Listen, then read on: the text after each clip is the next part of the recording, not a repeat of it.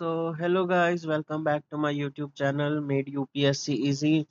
तो last time हमने क्या एक ओवरव्यू इंट्रोडक्टरी सेशन पॉलिटी के रिगार्डिंग हमने निपटा दिया था, मतलब लाइक इंट्रोडक्शन टू पॉलिटी हमने कर लिया था। मतलब जो हमने 15-20 वीडियोस पीछे करी हैं वो सिर्फ एक इंट्रोडक्टरी वीडियो थी इंडियन पॉलिटी के रिगार्डिंग। जो उसकी डिटेल वीडियोस है हम आने वाले टाइम में करेंगे।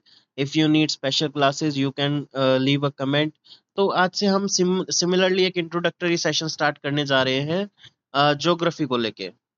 तो इसमें हम काफ़ी सारी चीज़ें पढ़ेंगे, जैसे इंडियन ज्योग्राफी के बारे में हम पढ़ेंगे। इंडियन ज्योग्राफी के बारे में हम पढ़ेंगे, वर्ल्ड ज्योग्राफी के बारे में पढ़ेंगे, वर्ल्ड जियोग्राफी के बारे में पढ़ेंगे, मैपिंग करेंगे। काफ़ी सारी चीज़ें हम इसमें करेंगे। तो अगर इसके हम मैं ओवरऑल सिलेबस वगैरह की बात कर लूँ या इसके स्कोप, अगर मैं इसके स्कोप की बात करूँ तो जो मेजर जो जीएस, पर्टिकुलरली GS1 और GS3, GS1 इसका मेजर पोर्शन सिक्योर करता है। मिनिमम मेंस की बात करूँ तो 8 क्वेश्चंस, और GS3 में 2 to 3 questions as a relative. मतलब लाइक देखो, ज्योग्राफी जो सब्जेक्ट है ना वो एक सिंगल सब्जेक्ट नहीं है। इसके साथ हमारे पास दो तीन, जैसे एक तो ज्योग्राफी हो गया, दूसरा डिजास्टर मैनेजमेंट, तीसरा इन्वायरमेंट एंड इकोलॉजी। ये तीन सब्जेक्ट हमारे साथ साथ चलते हैं, ज्योग्राफी, डिजास्टर मैनेजमेंट और इन्वायरमेंट एंड इकोलॉजी। ये तीनों सब्जेक्ट हमारे साथ साथ चलते हैं। अकेला अगर आप ज्योग्राफी पढ़ोगे तो इससे आपका काम नहीं चलने वाला। तो GS1 और GS3 के अंदर हमारे मेन मेन काम आता है ये 8 क्वेश्चन। GS1 में लगभग लगभग ऑन एन एवरेज आ ही जाते हैं। GS3 में 2 से 3 क्वेश्चन हमें ज्योग्राफी को देखने को मिल जाते हैं। तो नेक्स्ट हम स्टार्ट करते हैं। अगर हम इसके सिलेबस की बात करें तो ज्योग्राफी में हमारे पास तो 3 पार्ट्स में हमारा सिलेबस डिवाइडेड है। पहला फिजिकल ज्योग्राफी, हाँ, फिजिकल ज्योग्राफी। सेकंड हमारे पास है, हाँ, physical geography of India. Like first, पहला है physical geography of the world, दूसरा फिजिकल ज्योग्राफी ऑफ इंडिया, और थर्ड है human economic geography of world and India, तीनों कंबाइंड। मतलब टोटल हमारे पास लगभग लगभग 5 और 4 9 और 7, आप काउंट कर सकते हैं अप्रोक्स 16 टॉपिक्स हमें इस पूरे ड्यूरेशन में पढ़ने हैं। 16 टॉपिक्स ऐसे हैं जो मिनिमम है, और चौथा मैपिंग का हमारे पास एक सेक्शन रहेगा। ये 16 टॉपिक्स है, ये हमारे पास मिनिमम है जिन्हें हम पार्ट्स में पढ़ेंगे आने वाले टाइम में। और इसके अलावा जो हमें करंट अफेयर्स साथ के साथ करनी है वो चीज़ें हम अलग से करते रहेंगे। तो इसमें फिलहाल मैं ये 16 टॉपिक्स कवर करने वाला हूँ। आपके सामने लिखा है, आप इसको एक बार नोट कर लेना। ये 16 के 16 टॉपिक्स आप नोट कर लो अच्छे से। जैसे earth and solar system and universe, geomorphology, climatology, oceanography और बायोग्राफी, सॉरी बायोजियोग्राफी। तो मेजर जो हमारा पोर्शन है वो यहीं पे खत्म हो जाता है। जो मेजर ज्योग्राफी का मतलब जो प्रीलिम्स में आने वाले क्वेश्चन है, मेजर मेजर हमारे यहीं यहीं से आता है। ये पोर्शन हमारा प्रीलिम्स और मेंस ओरिएंटेड रहता है काफी ज्यादा। फिर जो इंपॉर्टेंट पॉइंट हम आते रहते हैं, जैसे ड्रेनेज सिस्टम हो गया, क्लाइमेट हो गया और सॉयल्स हो गया, ये तीन चीजें हमारे पास मोस्ट इंपॉर्टेंट रहती है। अगर इसकी बात करो तो रिसोर्सेज, जो डिस्ट्रीब्यूशन ऑफ रिसोर्सेज हो गया, ये इंपॉर्टेंट रहता है। नेचुरल वेजिटेशन हो गया, एग्रीकल्चर भी एक इंपॉर्टेंट एस्पेक्ट रहता है। इंडस्ट्रीज, मिनरल्स, ट्रांसपोर्टेशन, पॉपुलेशन और सेटलमेंट्स, ये थोड़ा वेरी करता है कि भी आए ना आए, इसमें से कम क्वेश्चंस आते हैं। और मैपिंग, मैपिंग में से देखो हर साल वैसे एक दो क्वेश्चन आ ही जाता है प्रीलिम्स में और मेंस, मेजरली प्रीलिम्स में। तो मैपिंग हम अच्छे से करेंगे इसकी। जो नेक्स्ट हम आज, चलो आज से ज्योग्राफी का थोड़ा आज इंट्रोडक्शन देख लेते हैं। अगर ज्योग्राफी के देखो इंट्रोडक्शन की बात करें तो इसका जो ज्योग्राफी इटसेल्फ एक वर्ड है, जो ज्योग्राफी वर्ड है वो दो पार्ट्स में डिवाइड है, जियो प्लस ग्राफी, यानी कि स्टडी ऑफ अर्थ। जो स्टडी ऑफ अर्थ है उसे हम ज्योग्राफी कहते हैं। यानी कि जियो मींस अर्थ होता है, जियो का मतलब यहाँ पे हमारे पास अर्थ होता है, और ग्राफी का मींस स्टडी होता है। यानी कि the term geography was coined by जो फादर ऑफ ज्योग्राफी है, उनका नाम आप नोट कर सकते हैं। और it means the description of earth, यानी study of earth, description of earth. लेकिन आज के टाइम ऐसा है, हम सिर्फ लिमिटेड अर्थ से लिमिटेड नहीं है, इसके अंदर हम और भी काफी सारे टॉपिक्स इंक्लूड करते हैं। नो, अर्थ के साथ साथ हम यूनिवर्स और आउटर यूनिवर्स तक भी हम ज्योग्राफी में अपना पढ़ते हैं। हम काफी चीजें अर्थ के अंदर पढ़ेंगे। तो जैसे आने वाले टाइम में जैसे अर्थ की कितनी लेयर्स हैं, क्या क्या हर लेयर में कौन से एलिमेंट्स पाए जाते हैं, क्या क्या हर लेयर के फीचर्स है, यूनिवर्स में कितने प्लैनेट्स हैं, सोलर सिस्टम में जो हमारा वो कैसे वर्क करता है, स्टार क्या होते हैं, स्टार कैसे फॉर्म होते हैं, एस्ट्रॉइड्स क्या होते हैं, नो मतलब जो भी चीजें हम यूनिवर्स में पढ़ेंगे और आउटर यूनिवर्स का भी थोड़ा बहुत हम देखेंगे। अगर ज्योग्राफी की बात करें तो study place relation between people. अब आज की अगर ये मॉडर्न डेफिनेशन देखें, the study of place and relationship between the people and the environment. ये आज की मॉडर्न डेफिनेशन है, इसको आप नोट कर लीजिए, अगर कहीं मेंस में मेंशन करनी पड़े तो ये आप ये दोनों मेंशन कर देना। तो नेक्स्ट हम स्टार्ट करते हैं। तो सबसे पहले आज का टॉपिक हमारा यही है, अर्थ के रिगार्डिंग हम आज के टॉपिक में पढ़ने वाले हैं। तो सिंपली आज सबसे पहले अर्थ का शेप के बारे में पढ़ेंगे हम। तो अगर हम अर्थ की शेप की बात करें तो सिमिलरली अगर हम जैसे बात करते हैं तो अर्थ की शेप हमारे पास एक स्फेरिकल शेप हमारे दिमाग में आती है।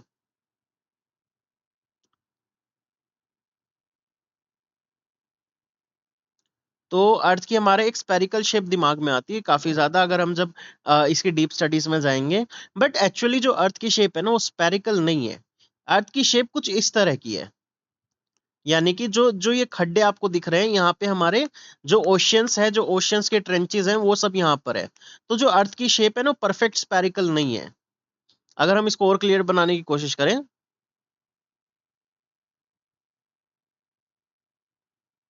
तो जैसे अकॉर्डिंग टू, अगर हम एक जनरल कैटेगरी की बात करें तो ये हमारे अर्थ की शेप है, स्फेरिकल इन शेप रहती है जो। Okay wait a minute guys, दोबारा थोड़ा अच्छे से करते हैं इसे। हम्म, तो हाँ जैसे कि चलो इसी शेप को हम ले लेते हैं। तो ये हमारे एक स्फेरिकल शेप ऑफ अर्थ है। बट जो अर्थ की एक्चुअल शेप है वो कुछ इस तरह की है, यानी परफेक्ट स्पेयर नहीं है। इसके जो स्पेयर हमें जैसे दिखता है ना वो परफेक्ट स्पेयर नहीं दिखता है। जो ये वाला एरिया है ना, जो बाहर वाला एरिया, ये सारा हमारा ओशन से फिलअप किया हुआ है, जिसकी वजह से हमें जो अर्थ है एक स्फेयर रूप में दिखाई देती है। तो थोड़ा सा हम इसके बारे में पढ़ते हैं।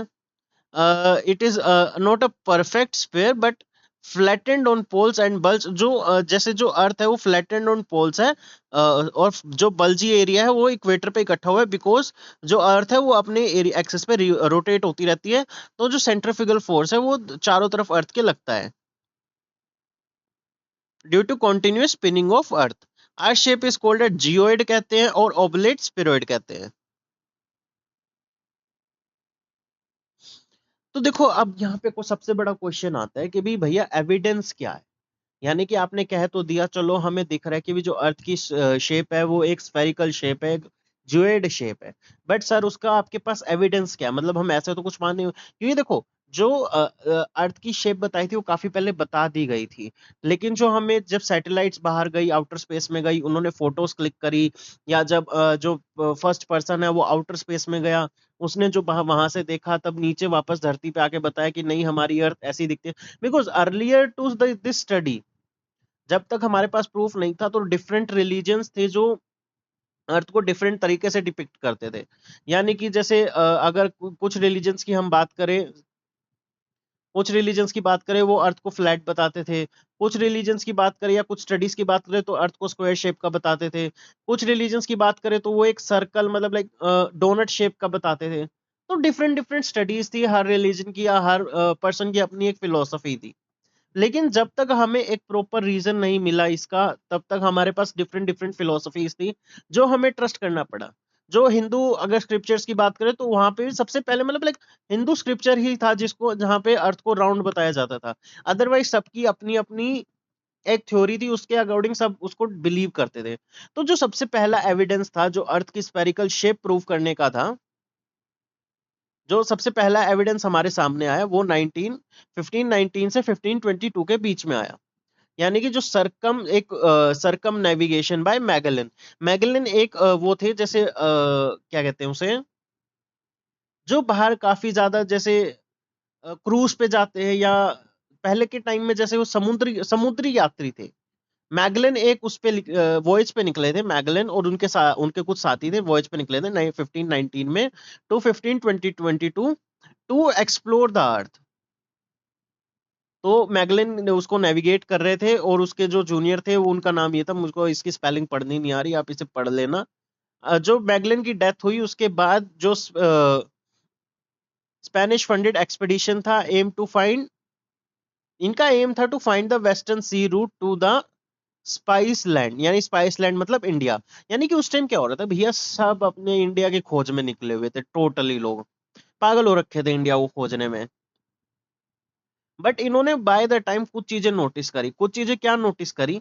तो सबसे पहली चीज जो इन्होंने नोटिस करी कि जो होरिजन, जैसे अब बाय चांस अगर ये समुद्र है, अगर अर्थ का फ्लैट सरफेस होता तो जो अगर बाय चांस यहाँ पे पर्टिकुलर एक बंदा खड़ा है, मान लो आप समुद्र में, ये एक शिप है और सामने होरिजन दिख रहा है, तो इसका एंड हमें दिखना चाहिए था। बट उन्हें एक राउंड शेप दिख रही थी होरिजन पे कि भी यहाँ पे अर्थ का एंड हो रहा है। तो यहाँ पे अर्थ का एंड हो रहा है, इस वजह से वहां पे एक राउंड शेप बन रही थी। उन्हें मतलब देखो, अगर फ्लैट होती तो पर्टिकुलरली दिखता और इसके बाद स्पेस आ जाता। अगर अर्थ फ्लैट होती तो इसके बाद हमको स्पेस दिखना चाहिए था, बट वो स्पेस ना दिख के एक पर्टिकुलरली सेमी सर्कुलर शेप वहां पे होरिजन पे उन्हें दिखती थी। Second, top to bottom visibility. Second क्या है हमारे पास? Top to bottom visibility. अब इसका मतलब क्या है sir? Top to bottom visibility का मतलब, टॉप टू बॉटम विजिबिलिटी है अगर बाय चांस आप कह रहे हो कि भैया अर्थ फ्लैट है, मान लिया, चलो हमने अर्थ फ्लैट सरफेस है, हमने मान लिया। तो यहाँ पे एक सबसे बड़ा सवाल उठता है कि भी यहाँ पे देखो, जो पर्सन यहाँ पे खड़ा है या जो शिप यहाँ पे है, उसे ये शिप क्लियरली दिखनी चाहिए। बाय चांस देखो, एक शिप यहाँ से आ रही है, एक शिप यहाँ से आ रही है, तो जो ये वाली शिप है तो इस वाली शिप को क्लियरली दिखना चाहिए। लेकिन ऐसा नहीं हो रहा था। हो क्या रहा था? जो शिप थी, वो क्या हो रहा था, जैसे जो शिप थी, बाय चांस अगर एक शिप यहाँ पे इस टाइम वेट कर रही है और दूसरी,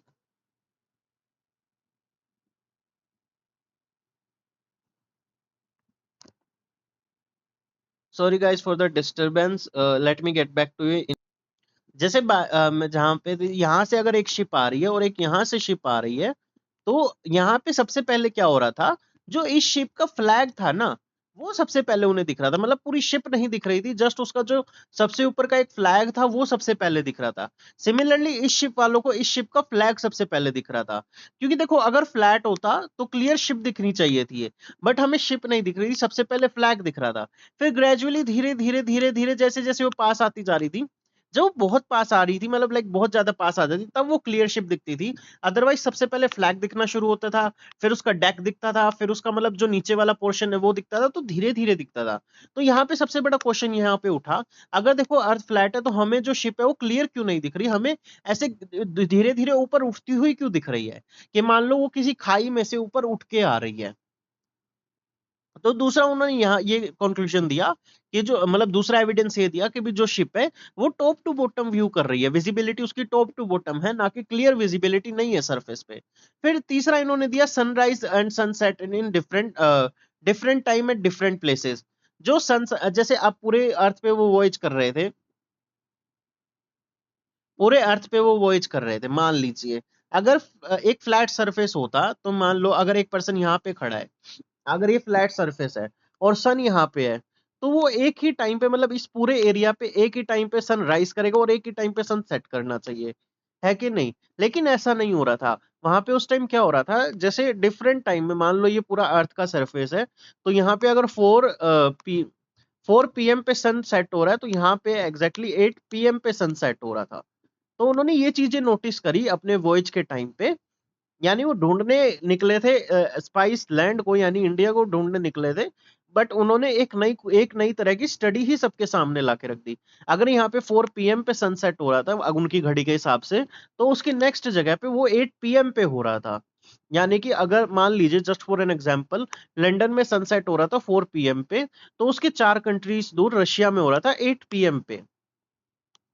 जस्ट फॉर एन एग्जांपल आप ये मान लीजिए। तो ये तीन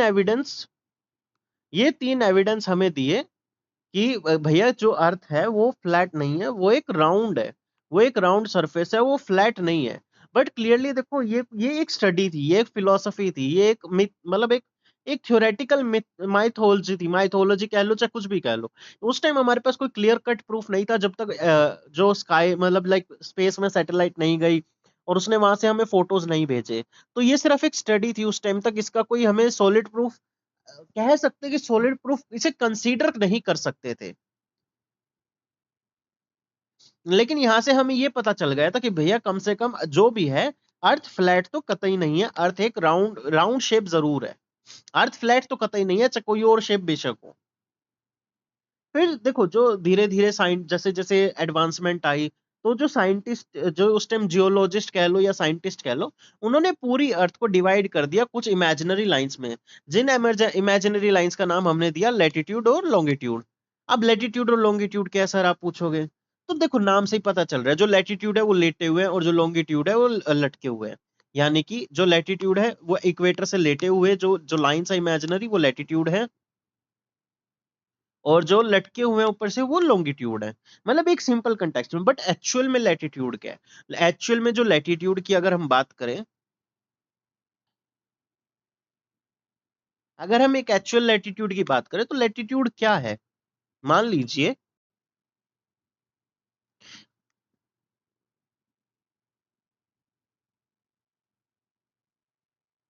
ये हमारे पास एक इक्वेटर है, ये वाली चीज हमारी इक्वेटर है, ये 0 डिग्री हम काउंट करते हैं यहाँ पे। यानी कि ये सेंटर का जो अर्थ का सेंटर है यहाँ पे हमारे पास 0 डिग्री है। अब यहां से जो एंगल बनेगा, मान लो ये 30 डिग्री बन रहा है, ये 60 डिग्री बन रहा है, ये 90 डिग्री बन रहा है यहाँ पे। तो ये जो एंगल है यहाँ पे जो लाइन यहाँ पे इंटरसेक्ट करेगी या इस लाइन को जो कवर करेगी, तो ये जो एंगल है ये यहाँ से जो लाइन यहाँ पे ये पॉइंट को इस पॉइंट से मैच करेगी, उसे हम लैटिट्यूड कहते हैं। और सिमिलरली जो नॉर्थ पोल से साउथ पोल हमारे पास जाती है, नॉर्थ पोल से साउथ पोल हमारे पास जाती है, उसे हम लॉन्गिट्यूड कहते हैं। यानी कि नॉर्थ पोल से स्टार्ट होएगी और साउथ पोल पे एंड होएगी। अब यहाँ पे ना इन लाइंस के कुछ फीचर्स है। लाइंस के फीचर्स क्या क्या है, जैसे जो लैटिट्यूड्स है ना वो कभी भी एक दूसरे को इंटरसेक्ट नहीं करेंगे। बेशक वो 1 डिग्री का डिफरेंस लगा के चले, बट वो हमेशा पैरेलल चलेंगे। बट जो लॉन्गिट्यूड है वो एक दूसरे को इंटरसेक्ट कर सकते हैं। ऑल्दो देखो जो ये वाला ये दो लाइन है, ये सेंटर्स पे मतलब नॉर्थ पोल साउथ पोल पे जाके एक दूसरे को इंटरसेक्ट कर देंगी। सिमिलरली जो ये वाला जो ये वाला स्पेस है दो लैटिट्यूड्स के बीच में, ये most of the time similar रहता है। बट जो लैटिट्यूड्स के बीच में ये वाला स्पेस है, लॉन्गिट्यूड्स के बीच में ये वाला स्पेस है, ये ग्रेजुअली डिक्रीज होता है from equator to poles. But ये वाला जो स्पेस है ये कांस्टेंट रहता है from poles to south pole और नॉर्थ पोल। बट जो डायामीटर है लाइन का, यानी ये वाला पोर्शन है जो डायामीटर लाइन का, वो इक्वेटर से डिक्रीज होता है जब हम नॉर्थ पोल की तरफ या साउथ पोल की तरफ मूव कर सके। अब चलो इसको हम एक थोड़ा सा कॉन्टेक्स्ट पढ़ लेते हैं लैटिट्यूड और लॉन्गिट्यूड के बारे में। जो ये वाला पैराग्राफ है वो लैटिट्यूड का है, just a second guys.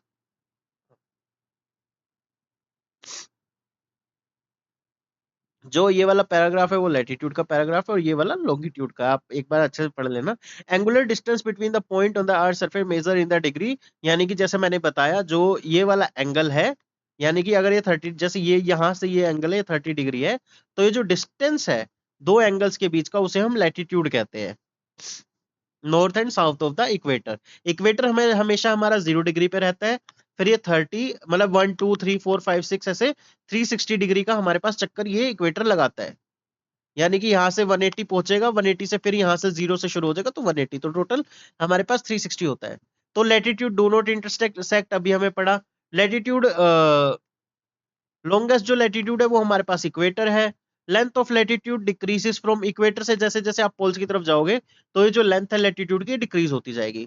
Similarly अगर हम लॉन्गिट्यूड की बात करें,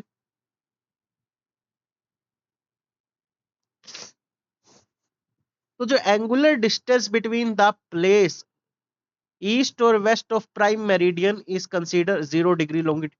जो लॉन्गिट्यूड है ना उसके बीच में ये 0 डिग्री लॉन्गिट्यूड है, इसे प्राइम मेरिडियन कहते हैं। तो जो इसके बाद में जो डिफरेंस है ना, इसे हम लॉन्गिट्यूड कहते हैं। सेमी सर्कल्स होते हैं north to south run run करते हैं। डिस्टेंस बिटवीन टू लॉन्गिट्यूड जो डिस्टेंस है वो डिक्रीज होता है दोनों के बीच में।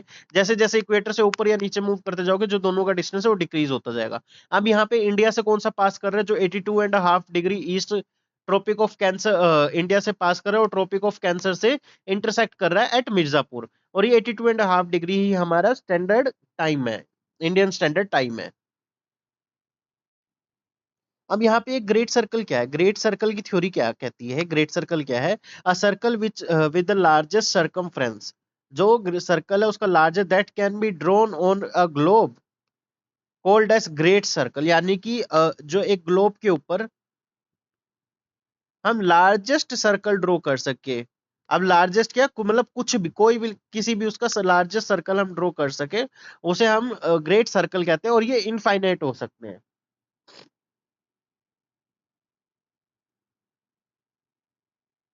इनफाइनाइट सर्कल हमारे पास हो सकते हैं, और कैन बी जो, और यही सर्कल हमें shortest distance between 2 point find करने में हेल्प करते हैं।